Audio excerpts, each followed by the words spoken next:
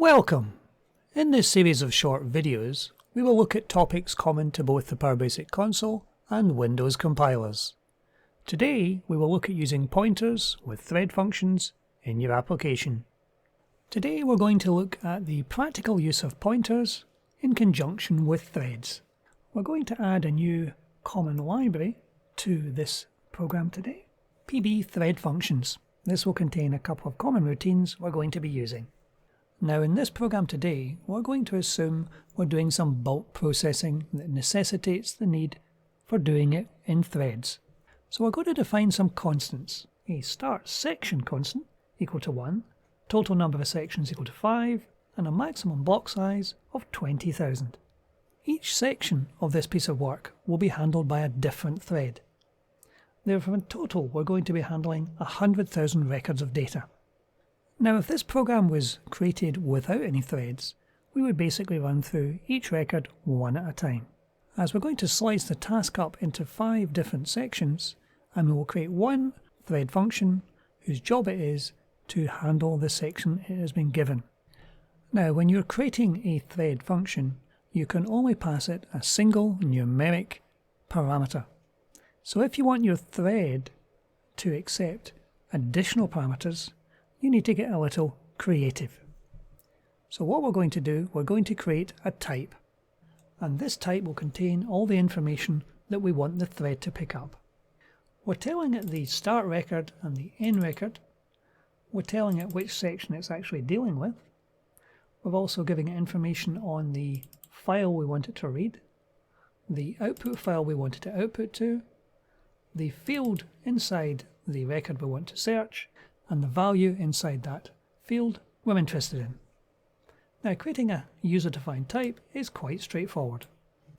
So if we have a look inside our PB main function, now since we're doing thread handling, we'll need to declare an array to keep track of our threads. The ID thread array will hold our thread handles. Now I'm creating a thread status array, which we're not going to be using today, but we'll use that in later videos. So we'll push a message out to the log to let the system know that our program has started. As we're going to be dealing with 100,000 records, we'll need to work out for each section where to begin. So let's start with a for next loop. So this for next loop will start from the start selection to the end selection, and these are going to be between 1 and 5.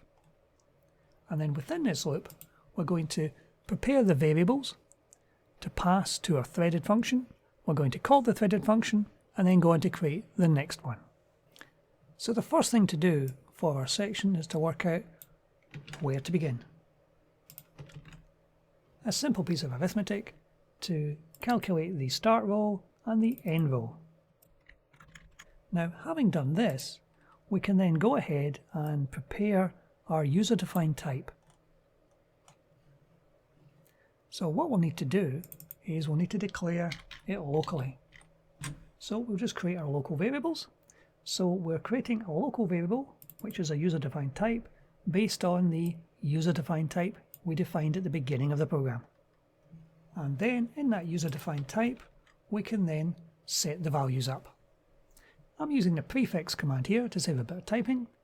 What the prefix command does, it takes this string here, and at compile time it adds it to the beginning of each subsequent line. So it would be usearchinfo dot str field to search equals iColor. It saves a bit of typing and it makes your code look a little tidier. So what we're doing here is we're telling it to field to search, in this case is iColor. The value we're looking for is amber. The output file, to which we're actually writing to, will be a subfolder and a file name which incorporates the section number. So in the first instance it will be search output under line 1 and then 2 all the way up to 5. And we're reading in one large file. We're telling it the start row, as we've calculated it here, the end row and the section. So having prepared all the information in this user-defined type, we can then go ahead and actually attempt to call our threaded function. So we can do that quite easily by thread create and the name of the function. We haven't declared a function itself yet, but this is what it's going to be when we call it. We'll leave the parameters blank for the moment, and the output of that we will put to here. So you're doing a thread create, the name of the function, the parameters will be in here, and then you're taking the return from that, and we're putting the handle that returns into the element of the array we created earlier, and then we'll loop on to the next one. Our dilemma here is we can only pass a by value number to this. If we attempted to pass just the user-defined type, the way you would with any normal function,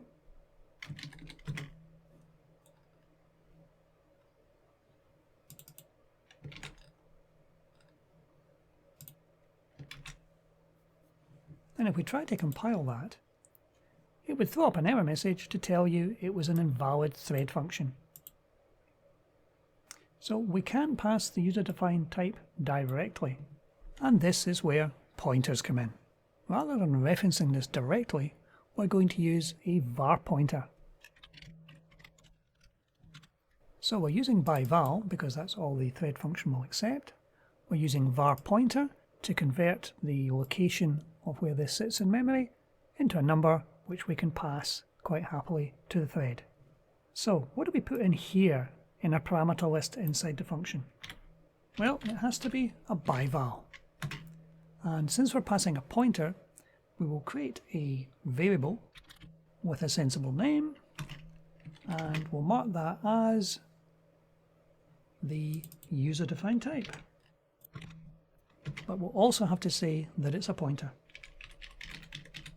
Now you can either have the word pointer in full there, or you can create it as PTR to abbreviate it. So if we fold this around so you can see it all in a oneer. So there's our function, fun process file section. We're passing by value a pointer to this type. Now if we try compiling that, it would compile quite happily. So we're now calling a function with a parameter that it's going to accept.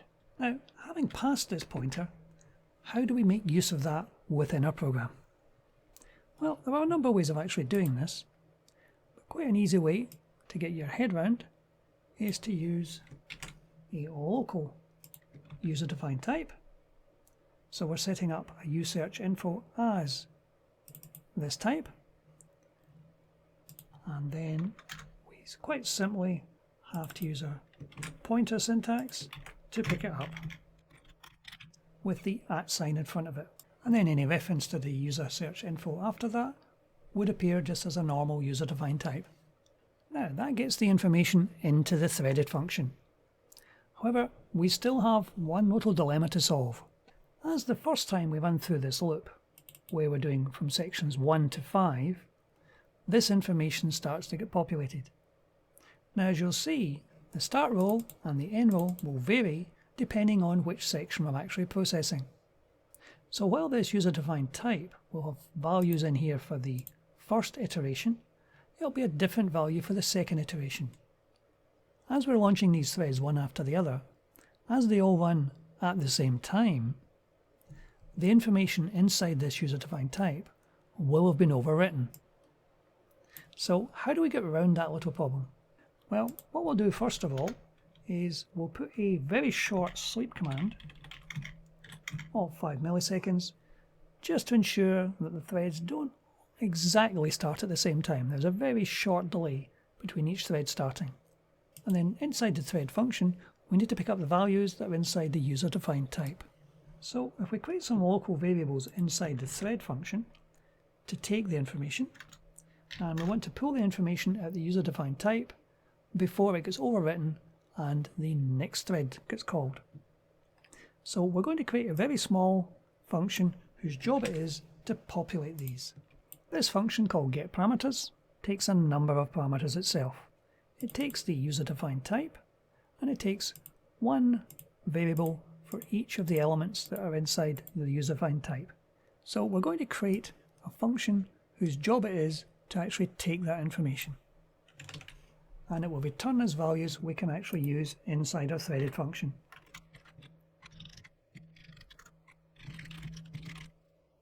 Now this function in itself is fine, but it doesn't get around the problem that we may well have two threads attempting to read the same information at the same time. So there's an option when you create a function which you can put in called threadSafe. And what this does, this creates a little semaphore so that while your first thread is actually reading the data in the user-defined type, it locks out all other threads from that particular area of memory while it's running. Obviously this is a blocking function and you want to make it as short and straightforward as possible so it minimizes the time that the other threads are actually locked out.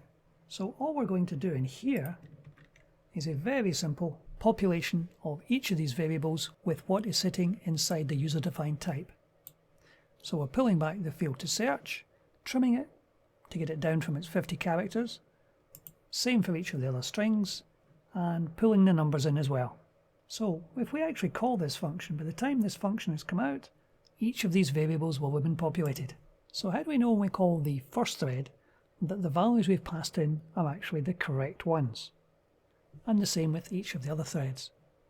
Well, we can push something out to our log to tell us what we've got. So we're putting out the number of the thread between 1 and 5, and the fact it's reading rows, start row to end row, and the file it's outputting to. So we try a quick compile on that to make sure it's okay, and we run the program now. We'll see that the message has gone out to say the threads are running. The message has come out from each thread to say the thread number, which rows it is actually reading, and which file it is outputting to. So despite the fact we're using the same user-defined type for each of the threads, the information is quite individual to that thread. So you'll see using this approach, you can actually pass quite a large amount of information in a user-defined type to a thread for processing. The other important aspect is the use of a threadSafe function. So should you have a large array which all of your threads are actually reading from, and you wish one of the threads to actually update that array, then you can create a function whose job it is to do the update, and it can be set to threadSafe. And while the threadSafe function is actually running, then all the other threads will not be able to actually access. They will be paused until you've finished that particular function. Obviously you would want to keep that particular function as short as possible just to do your update. So when it comes to handling bulk data within threads, you really need to start looking at pointers. That's it for today. Thank you for watching.